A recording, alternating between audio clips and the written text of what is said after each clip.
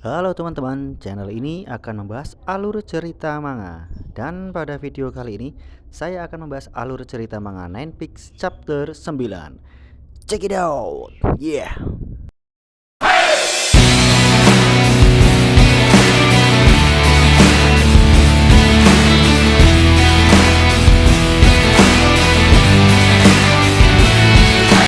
Di chapter sebelumnya, Gaku mencoba menggagalkan rencana dari Hirosato dan Sasaki untuk memberontak melawan Kanamori dengan cara memancing.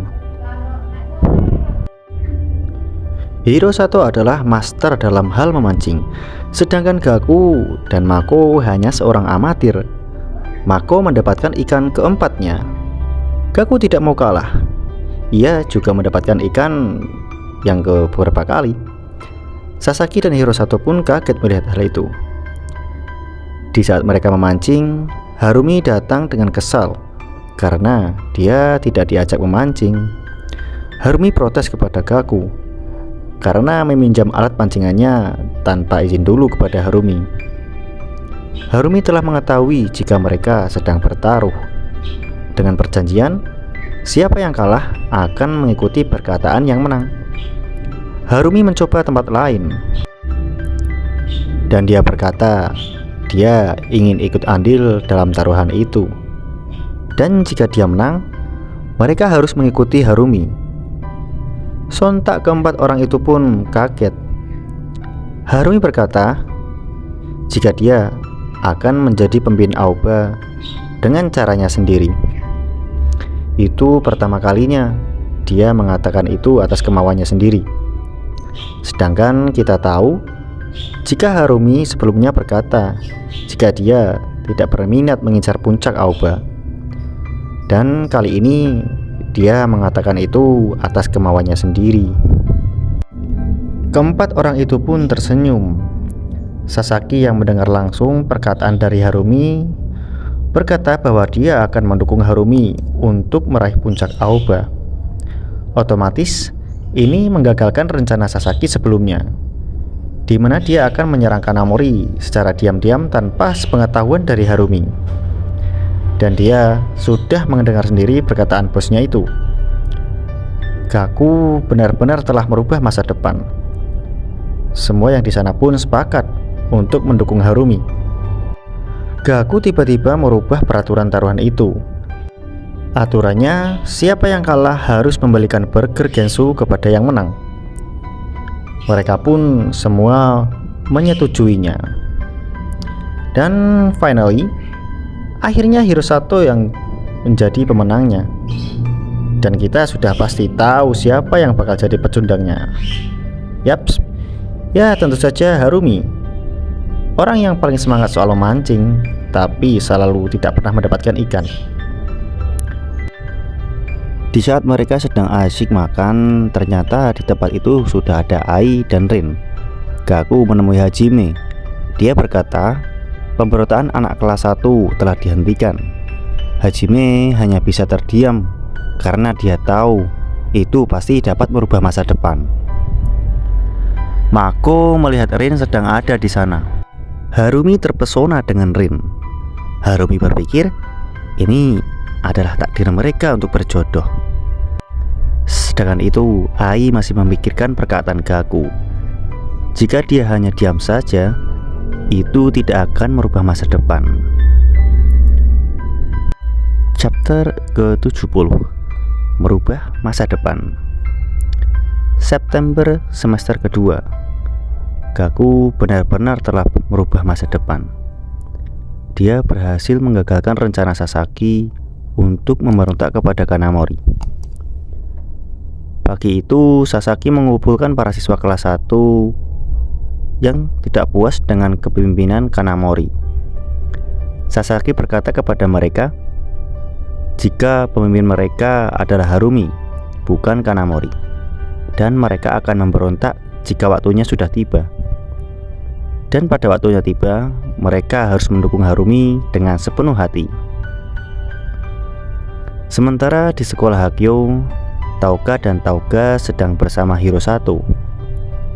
Tauga dan Toga telah mengetahui rencana dari Hirosato dan anak kelas 1 untuk membantu Sasaki memberontak kepada Kanamori. Mereka meminta Hirosato untuk melibatkan mereka juga. Jinguji sangat mendukung itu. Hirosato berkata kepada mereka, jika saatnya tiba, Hirosato akan meminta bantuan kepada mereka. Sementara itu Kanamori sedang mengincar sekolah selanjutnya setelah Hageo. Dua bawahan Kanamori mengatakan jika anak-anak kelas 1 tidak menyukai Kanamori. Namun Kanamori berpikir mereka mengikuti Harumi dan Harumi mengikutinya, jadi mereka juga harus mengikuti Kanamori. Sementara itu Ai sedang berada di bandara. Ia memutuskan untuk sekolah di Kanada dan membatalkan pernikahannya dengan pria itu. Tentu ini ditentang keluarganya. Namun Rin sudah mengambil keputusan itu dan dia siap menerima konsekuensinya. Dia pun menulis surat untuk Rin, di mana isinya ia berterima kasih kepada Rin dan Gaku karena akibat perkataan dari Gaku akhirnya Rin tersadar kalau dia tidak bertindak, dia tidak akan bisa merubah apapun. Rin berkata kepada Hajime jika Ai telah membatalkan pernikahannya dan tunangannya itu adalah pria tua yang mengambil perusahaan besar bernama Sawazu Heavy Industry. Hajime pun kaget mendengar itu karena di masa depan perusahaan Sawazu dan perusahaan milik keluarganya Ai telah bergabung dan menciptakan perusahaan yang besar di wilayah Jepang. Dan Hajime baru menyadari jika Gaku telah merubah masa depan dengan hal-hal kecil yang dengan cara yang besar. Itu karena Hajime menceritakan tentang pemberontakan siswa kelas 1 kepada Gaku. Dia pun kini harus lebih berhati-hati dengan apa yang dia katakan kepada Gaku tentang kejadian di masa depan. Akhirnya Gaku dapat mendapatkan gaji pertamanya dari Hajime. Rin merengek minta ditraktir sama Gaku. Rin ingin dibelikan kue yang ada di pusat kota.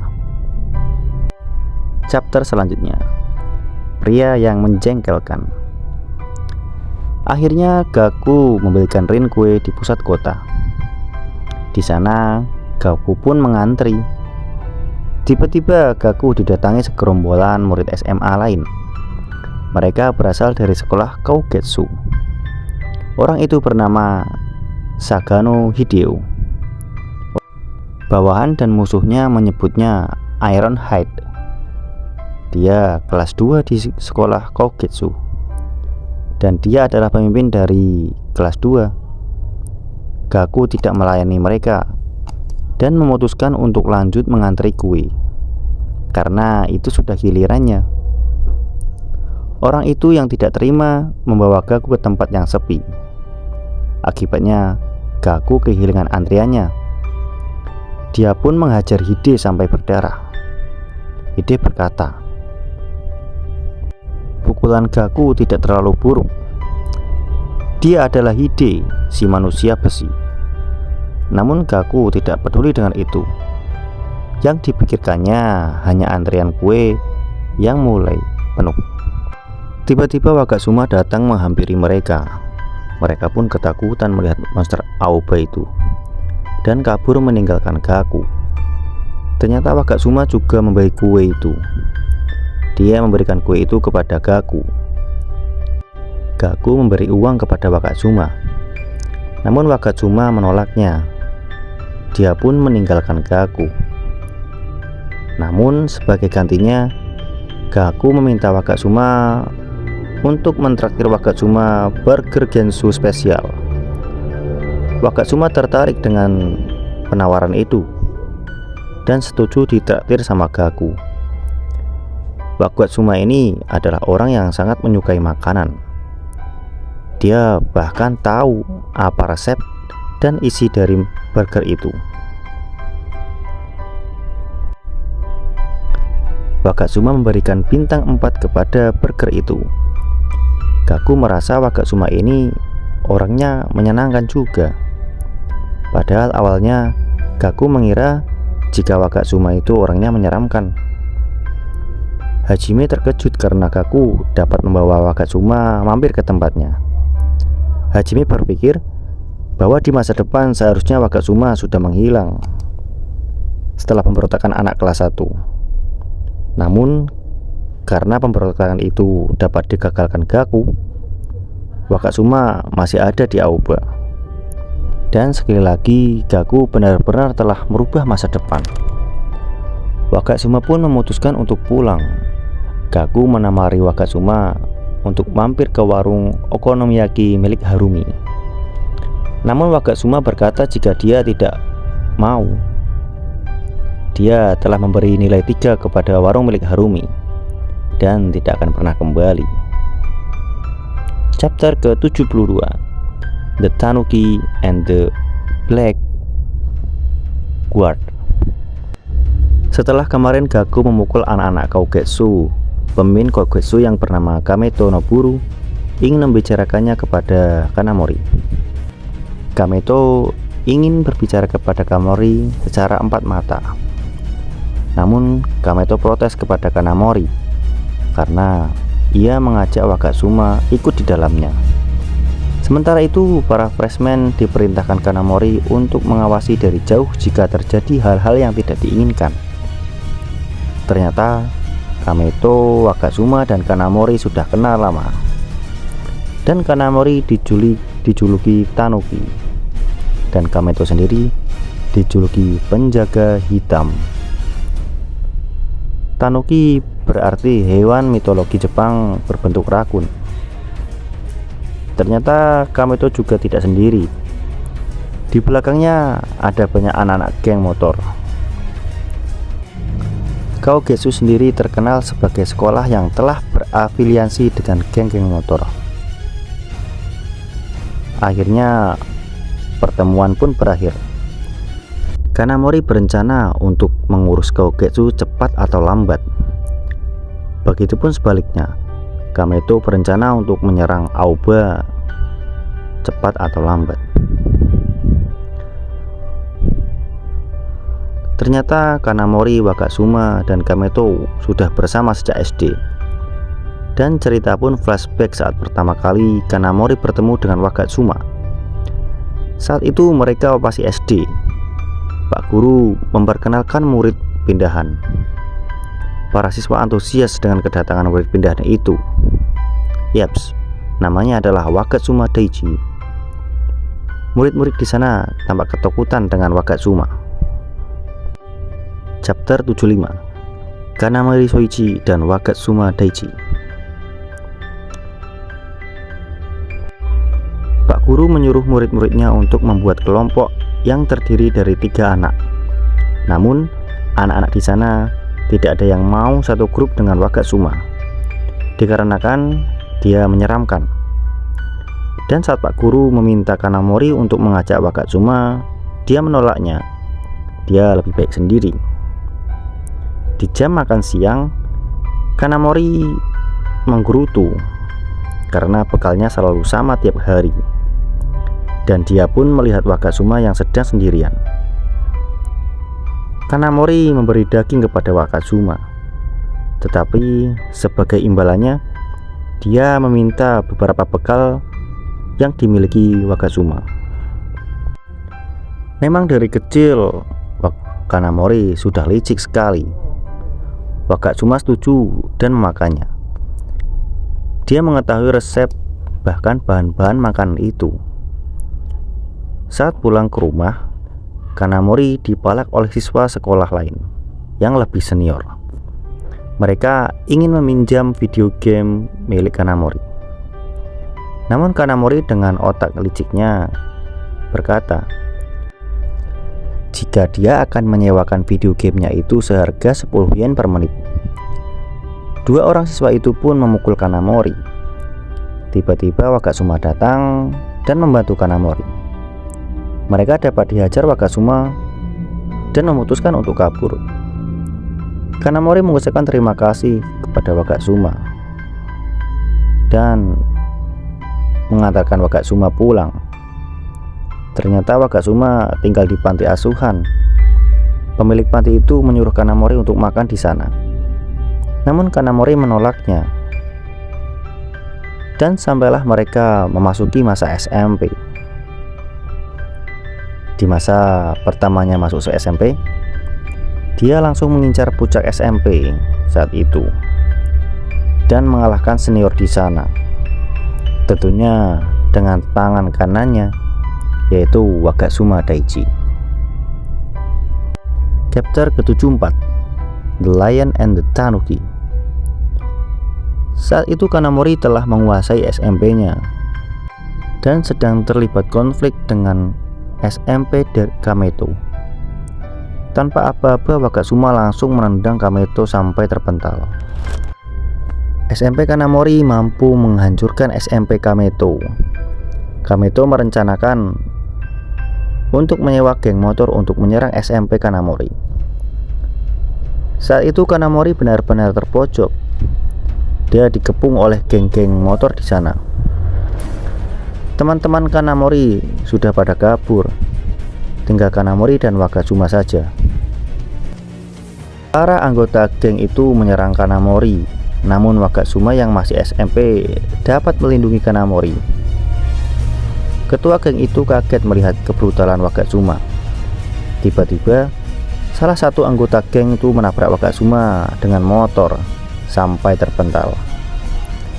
Dia pun terjatuh dan kepalanya berdarah.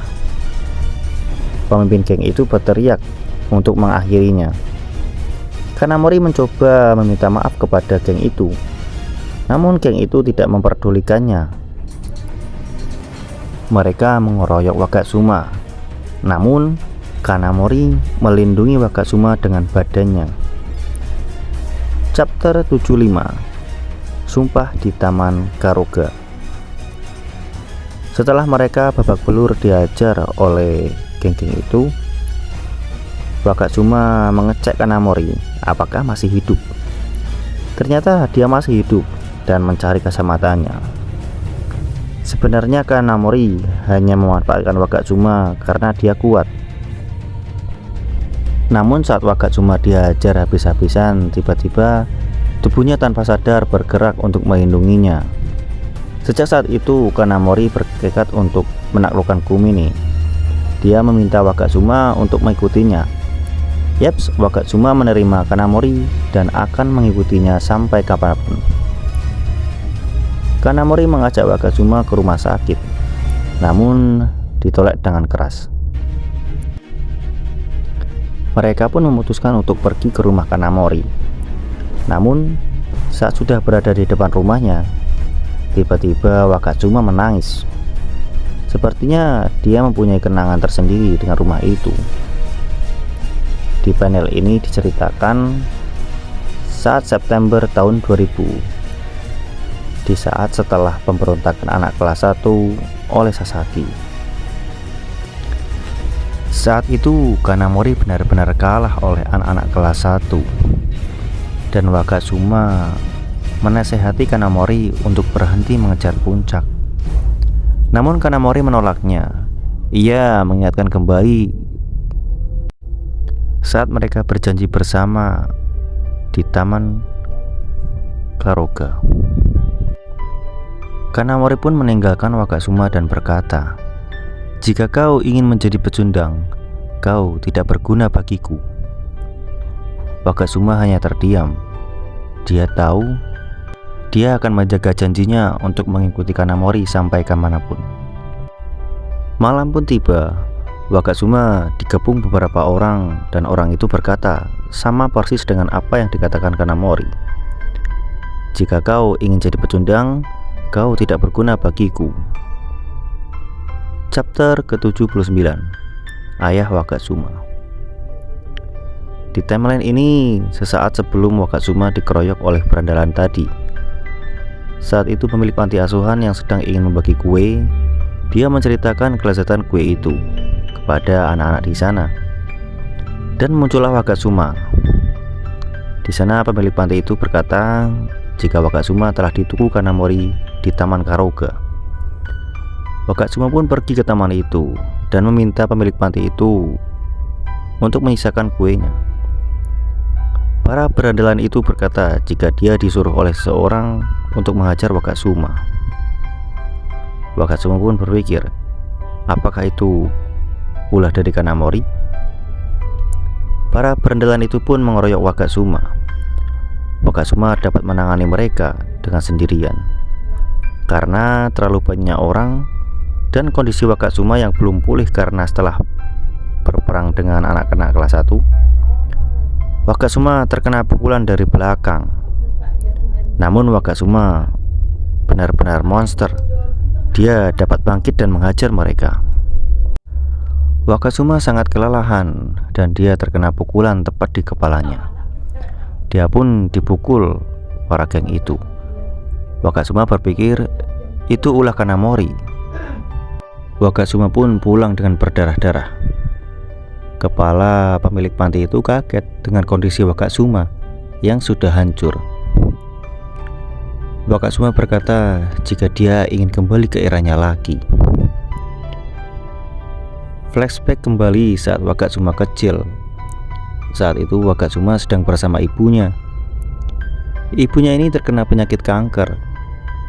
Dia memberi wasiat kepada Wakatsuma jika suatu hari ibunya meninggal, dia harus menyerahkan surat itu kepada seseorang, dan seseorang itu adalah ayahnya.